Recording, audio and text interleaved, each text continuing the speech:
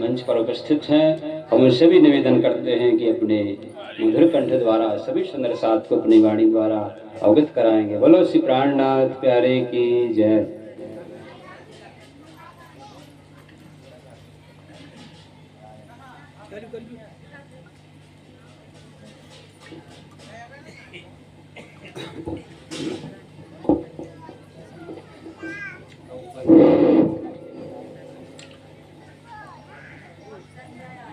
बोलो श्री प्राणनाथ प्यारे की जय, सतगुरु महाराज की जय।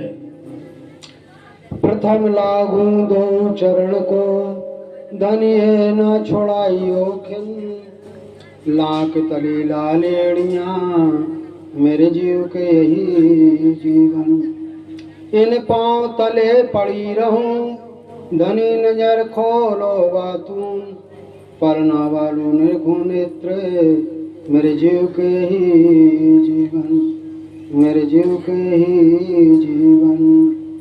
चरण तले पदमनी रेखा, करे ते अति झलकार। पानी लाल लाल रंग शोभे, श्री इंद्रावती निरेखे करार। मेरे धनी तुम्हारी साहिबी अपनी राखो आप। इश्क दीजिए मोए आपनो, मैं तासों करूं मिला। ना चाहूं बुजुर्गी ना महामती, मोहम्मद खिताब खुदाए। इश्क दीजिए मोए आपनो, मेरो याहे सो मुद्दाए। मेरा दिल ही तुम्हारा रस है, तुम आए करो आराम। सेज बिछाई रुच रुच के, मेरे बालाजी यहीं तुम्हारो विश्राम। मेरे पिया जी यहीं तुम्हारो विश्राम। बोलिए श्री प्राणनाथ प्यारे की जय। मंच पर आसीन पूर्ण ब्रह्म अक्षरातीत वांग्मय स्वरूप में एवं मंच पर आसीन महात्मा हरिदास जी महाराज एवं पुजारी जी महाराज और महात्मा श्री परसोत्तम दास जी महाराज एवं उपस्थित समस्त सुंदर साथ जी, समस्त सुंदर साथों के चरणों में मेरा कोटि कोटि प्रणाम स्वीकार हो, क्योंकि मैं आप समस्त सुंदर साथों के चरण रज की एक धूली के कण का चौथा भाग हूँ। लेकिन महाराज जी ने मुझे ये समय दिया है, लेकिन मैं है तो कुछ नहीं मेरे पास, लेकिन इन्होंने समझा कि कुछ है तो राज जी महाराज जो कुछ मेरे मुखारविंद से कहेंगे। क्यों धनी कहाई मैं कहे दो एक चार शब्द, वो किन कम किन ज्यादा लिए किन कर डारे रद्द। तो मेरे आत्म संबंधी सुंदर साथ जी, मेरे निज वतनी यार, जो अभी महात्मा जी ने बताया कि जब तक हमारे अंदर विवेक शक्ति जागृत नहीं होगी, जब तक हम किसी भी बात को समझ नहीं पाएंगे। और समझ के लिए तो हमें श्री तारतम जो मिला है सोडाक्षरी, वो साक्षात परमात्मा के मुख के निकले हुए शब्द हैं, वो तारतम नहीं है। हमने उसको तारतम या मंत्र समझ लिया, इसलिए हम जो लक्ष्य हमें प्राप्त होना चाहिए, हम उस लक्ष्य प्राप्ति की पूर्ति के लिए ये तन नहीं करते हैं, हम एक मंत्र समझते हैं तारतम को, जबकि वो साक्षात पूर्ण में परमात्मा के मुखारविंद के निकले हुए शब्द हैं। और हम यदि उन पर एक एक शब्द पर मंथन करें, विचार करें, तो उसी में से हम परमात्मा का साक्षात्कार कर सकते हैं। और हम ब्रह्मश्रेष्ठियों का, सुंदर साथों का यही परम लक्ष्य है, यही उद्देश्य है। हम जो निजानंद संप्रदाय से जुड़े हुए हैं, जब तक हमें पूर्ण परमात्मा का साक्षात्कार न हो जाए, यानी उनका दीदार दर्शन न हो जाए, तब तक हमारे लक्ष्य की पूर्ति नहीं हो सकती। चाहे हम कितना ही भजन गाएं, कितना ही कथा श्रवण करें, या हम कथा के रूप में वक्ता बन जाएं, इन सब से हम जब तक परमात्मा के स्वरूप को देख नहीं लेंगे इस नेत्रों से, जब तक हमारा लक्ष्य समझो पूर्ण नहीं होगा तो हमें पूर्ण ब्रह्म परमात्मा को देखना है। हमें दिखाई कब देंगे, हमारे समकक्ष कब खड़े होंगे, जब हम तारतम्य का मंथन करेंगे, एक एक शब्द में हमारी विवेक शक्ति जब काम करने लग जाए, तब हमें पहले तो हमारी आत्मा का जो स्वरूप है, हमें स्वयं अपने स्वरूप का ही दीदार होगा, दर्शन होगा।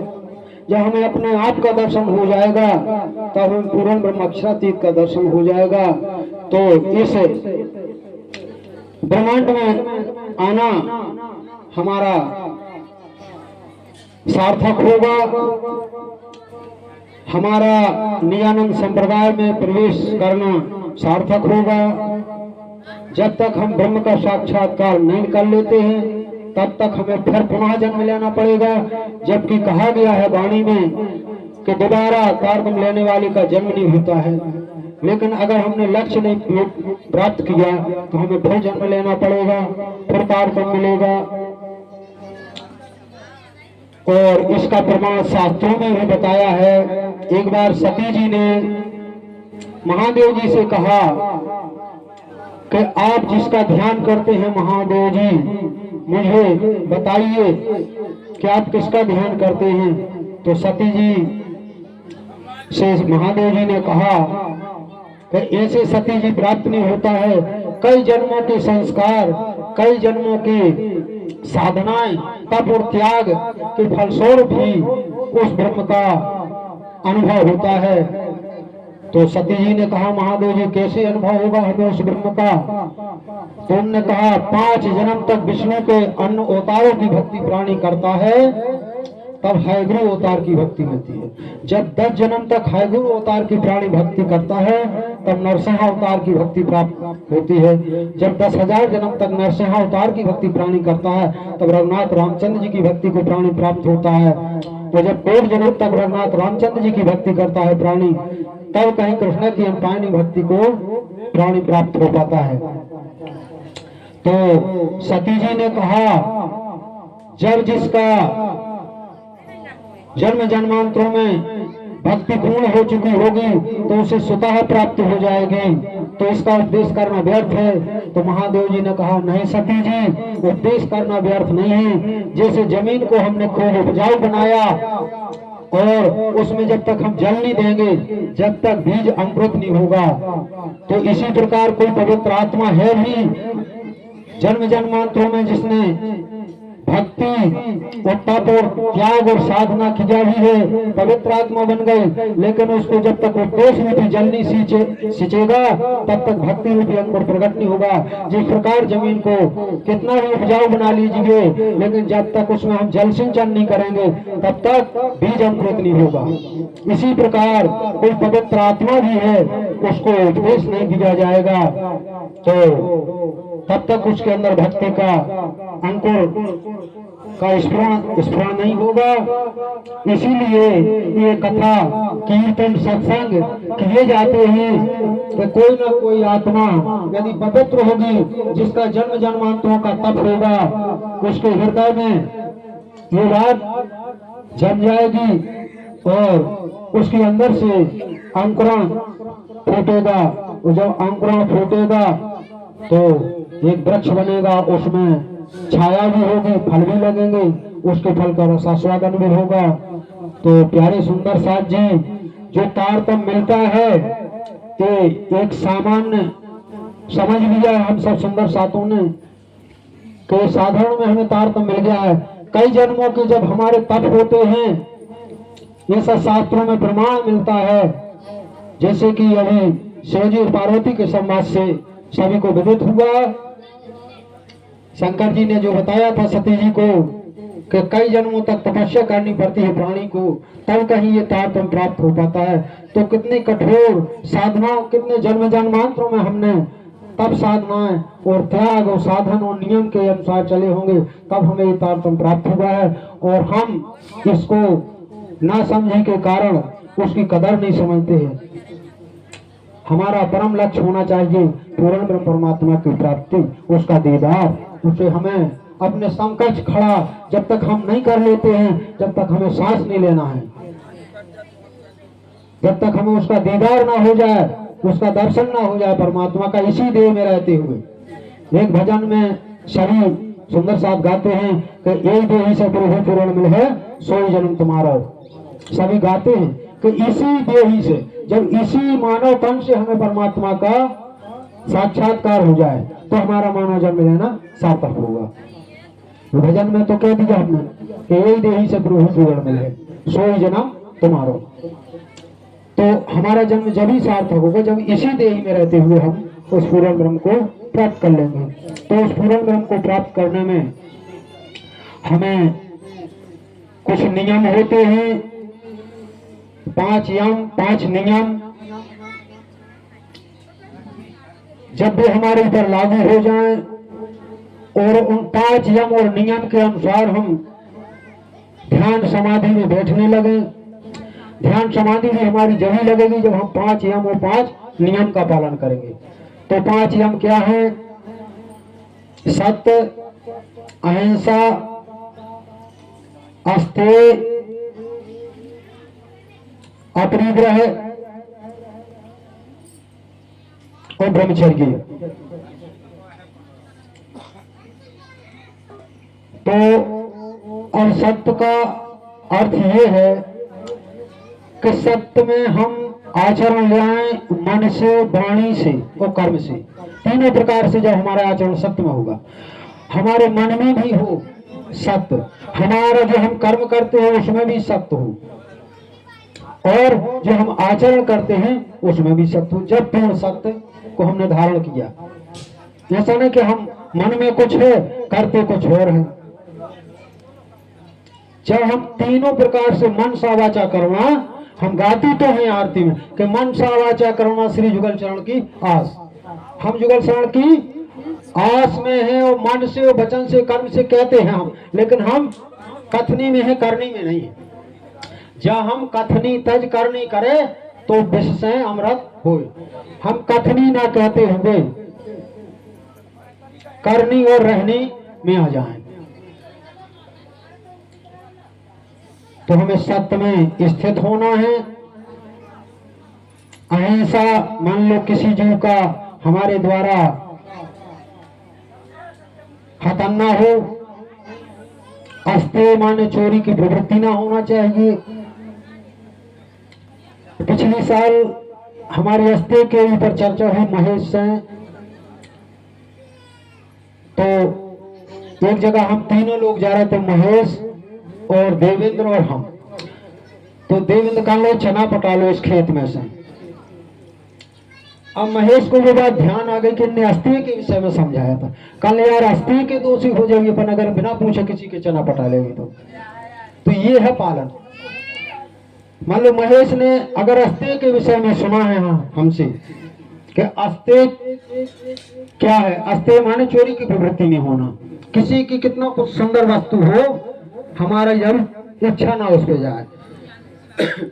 तो उनने ध्यान किया कि यार अस्तेय के विषय में हमने सुना है आप ही के द्वारा, और देवेंद्र कहता कि चना पटा लो इस खेत में, कल अस्तेय के दोषी हो जाएंगे। पर तो ऐसा सुंदर साथ होना चाहिए, जो हमने सुना है वो जो हमने पढ़ा है या देखा है तो वो हमारे जीवन में और आचरण में होना चाहिए। अहिंसा, किसी जीव की हत्या नहीं हमारे द्वारा होना चाहिए। अपरिग्रह, हमें संचय उतना करना है जितनी हमारी आवश्यकता हो। आवश्यकता से ज्यादा हम धन इकट्ठा करेंगे तो हमारा मन भजन और भक्ति में नहीं लगेगा।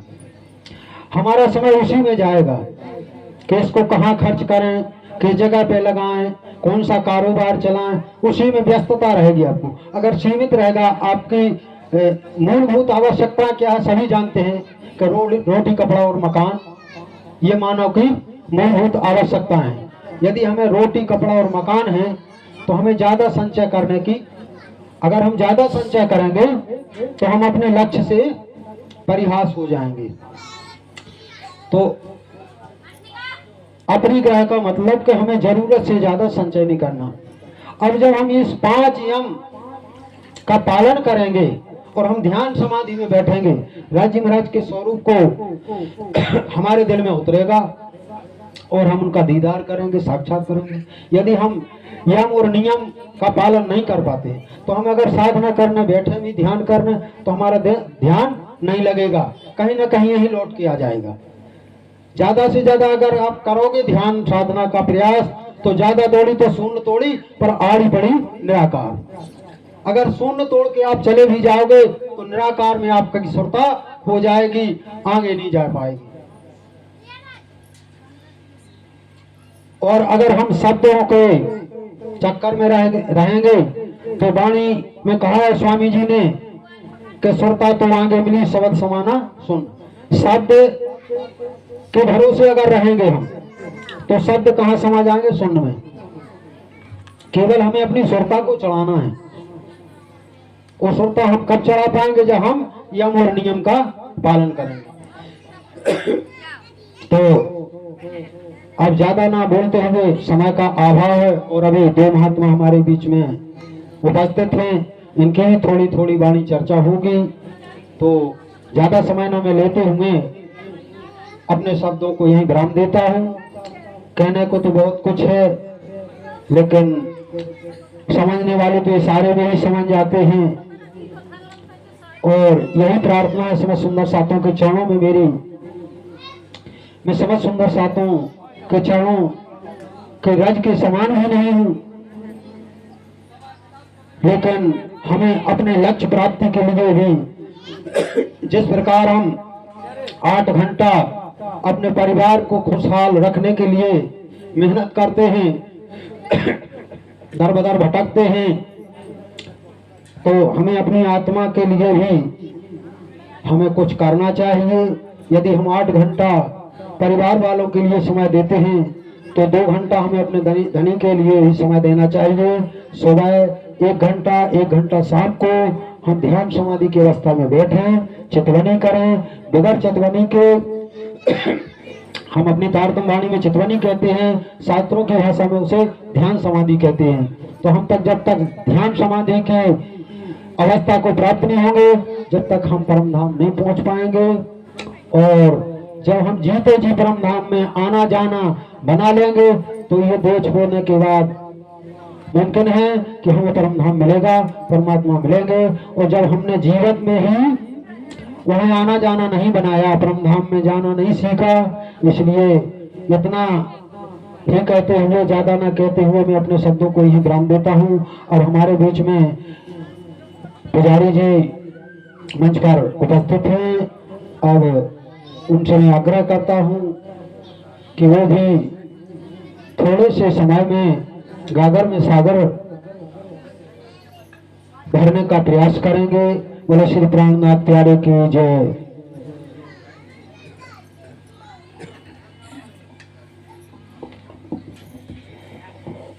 हेलो, बोलो श्री प्राणनाथ प्यारे की जय।